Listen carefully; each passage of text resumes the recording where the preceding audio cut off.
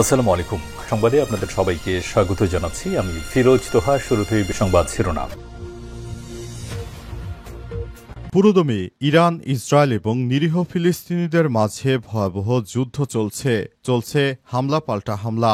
এরই মাঝে আমাদের হাতে এসে পৌঁছেছে এই যুদ্ধের সর্বশেষ গুরুত্বপূর্ণ সবথেকে তাজা আপডেট সংবাদ আপনাদের জানিয়ে দিব। প্রথমে জানাবো ফিলিস্তিন রাষ্ট্রের স্বীকৃতি দিতে ব্রিটিশ প্রধানমন্ত্রীকে 2 শতাধিক এমপি মন্ত্রীর চিঠি।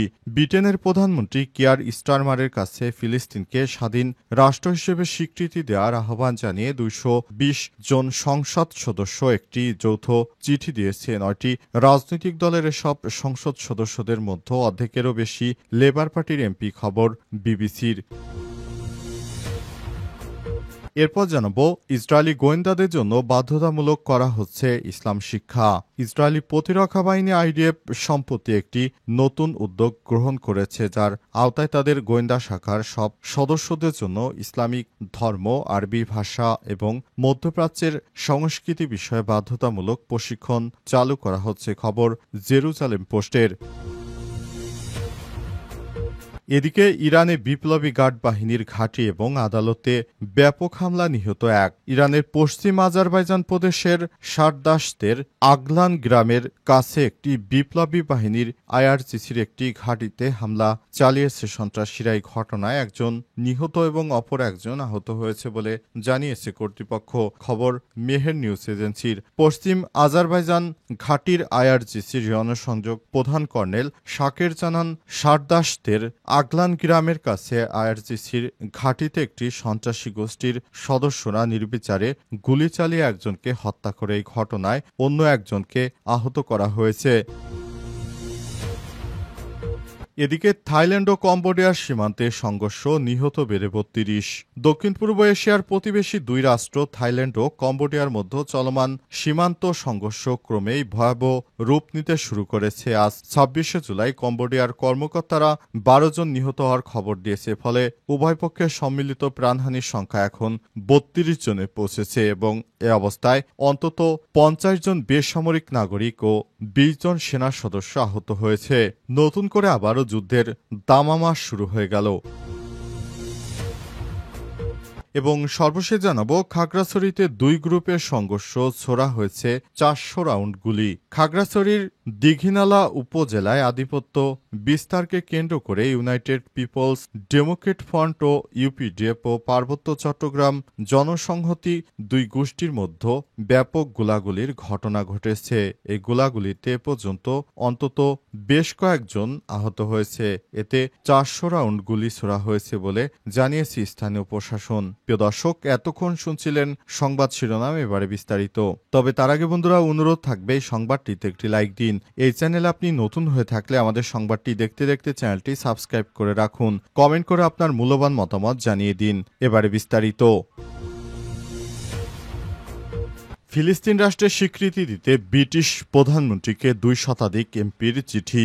ব্রিটেনের প্রধানমন্ত্রী কিয়ার স্টারমারের কাছে ফিলিস্তিনকে স্বাধীন রাষ্ট্র হিসেবে স্বীকৃতি দেওয়ার আহ্বান জানিয়ে 220 জন সংসদ সদস্য একটি যৌথ চিঠি দিয়েছে। 9টি রাজনৈতিক দলের সব সংসদ সদস্যদের মধ্যে অর্ধেকেরও বেশি লেবার পার্টির এমপি, খবর বিবিসির। চিঠিতে বলা হয়েছে যুক্তরাজ্যের স্বীকৃতি একটি শক্তিশালী বার্তা দেবে এবং ইসরায়েলে ফিলিস্তিন সংকটের 2 রাষ্ট্র সমাধানের পথে একটি গুরুত্বপূর্ণ পদক্ষেপ হতে পারে। আগামী কয়েক মাসের মধ্যে ফিলিস্তিনকে স্বীকৃতি দেওয়ার কথা ফ্রান্সের ঘোষণার পর ব্রিটিশ এমপিরা এই পদক্ষেপ নিয়েছেন।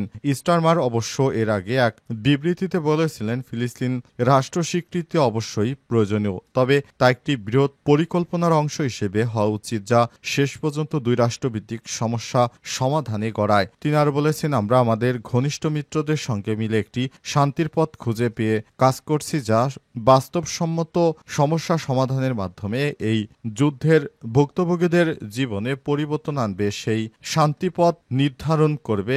এটি একটি টেকসই যুদ্ধবিরতি পরবর্তী কংক্রিট পদক্ষেপ সমূহ।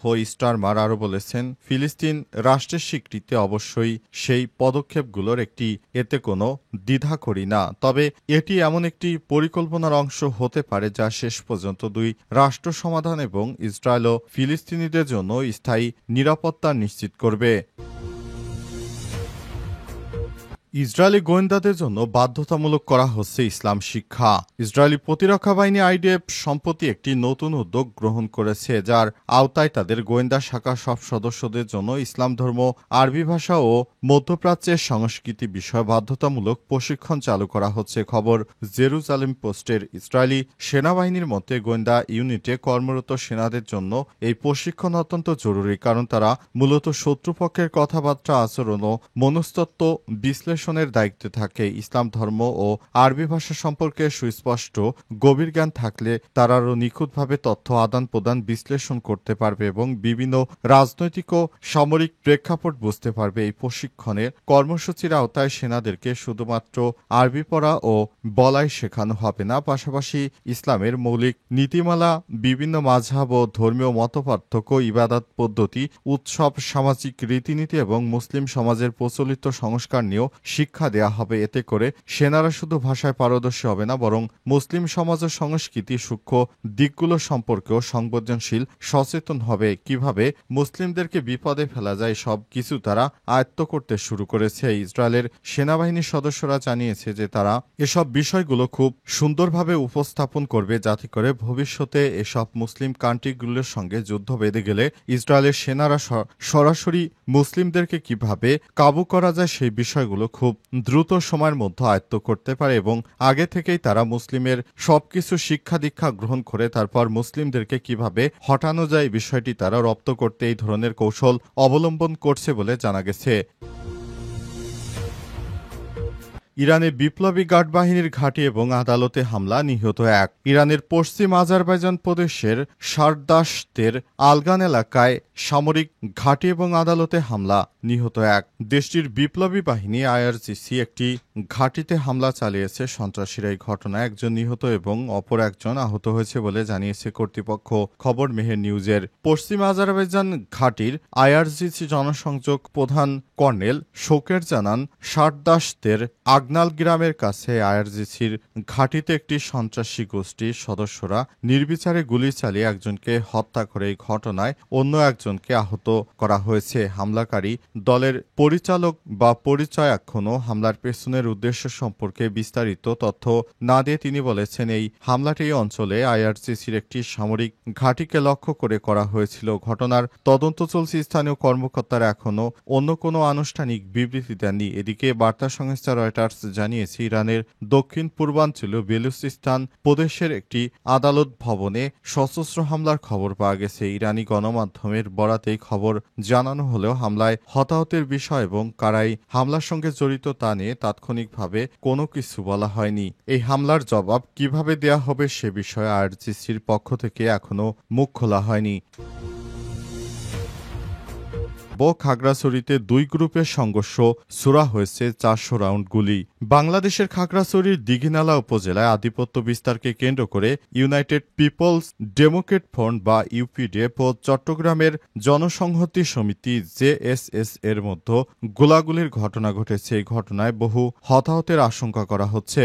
আজ উপজেলার ডুলুছড়ি এলাকায় এই দুর্ঘটনা ঘটে। স্থানীয় নির্ভরযোগ্য সূত্র দাবি, এ সংঘর্ষে অন্তত 4 জন ইউপিডিএফ সদস্য নিহত হয়েছে। তবে ইউপিডিএফ এই দাবিকে মিথ্যা ও অপপ্রচার বলে প্রত্যাখ্যান করেছে। দীঘিনালা থানার ভারপ্রাপ্ত কর্মকর্তা ওসি জাকারিয়া বলেছেন, নারাইছড়ি এলাকায় ইউপিডিএফ ও জেএসএস এর মধ্যে গোলাগুলির খবর পেয়েছি। প্রায় 300 থেকে 400 রাউন্ড গুলি ছোড়া হয়েছে। তবে স্থানীয়রা জানিয়েছে, এখন পর্যন্ত হতাহতের কোনো খবর আমরা পাইনি। এ বিষয়ে ইউপিডিএফ সংগঠন অঙ্গমার্মা বলেছেন, এমন কোনো সংঘর্ষের বিষয়ে আমি জানি না। যদি এই ধরনের কোনো ঘটনা ঘটে আমরা আমাদের দলের পক্ষ থেকে সংবাদ বিজ্ঞপ্তির মাধ্যমে তা জানিয়ে থাকি। উল্লেখ্য, পার্বত্য চট্টগ্রামের বিভিন্ন অঞ্চলে আঞ্চলিক দলগুলোর মধ্যে দীর্ঘদিন ধরে রাজনৈতিক ও ভৌগোলিক নিয়ন্ত্রণ প্রতিষ্ঠানকে কেন্দ্র করে সংঘাত ও সহিংসতার ঘটনা ঘটছে। নারাইছড়ির সাম্প্রতিক গোলাগুলির ঘটনার পুনরাবৃত্তি ওই এলাকায় উত্তেজনা বিরাজ করছে। জানা গেছে, এসব গোলাগুলির ঘটনায় এলাকার মানুষ আতঙ্কে রয়েছে। পার্বত্য চট্টগ্রাম অঞ্চলে বিভিন্ন সন্ত্রাসী গ্রুপ যেরূপ ঘাঁটি গেড়ে বসে আছে বাংলাদেশ সেনাবাহিনীর সঙ্গেও তাদের মাঝে মাঝে সংঘর্ষের ঘটনা ঘটে। এসব সংঘর্ষে অনেক সময় বাংলাদেশ সেনাবাহিনীর সদস্যদেরকেও জীবন দিতে হচ্ছে। তবে এই ধরনের ঘটনা অনাকাঙ্ক্ষিত। আর যেন এই ধরনের কোনো ঘটনা না ঘটে এজন্য প্রশাসনের পক্ষ থেকে সর্বাত্মক প্রচেষ্টা চালিয়ে যাওয়া হচ্ছে। প্রশাসন কোনোভাবেই চায় না এসব এলাকায় এই ধরনের কোনো সংঘাত হানাহানি থাকুক, তাই প্রশাসনের পক্ষ থেকে সর্বাত্মক প্রচেষ্টা চালিয়ে যাওয়া হচ্ছে যাতে করে ভবিষ্যতে এসব অঞ্চলে আর কোনো ধরনের সহিংস ঘটনা যেন আর ঘটতে না পারে। তাই প্রশাসনের পক্ষ থেকে বারবার এ বিষয়ে সবাইকে সতর্ক থাকার আহ্বান জানানো হয়েছে।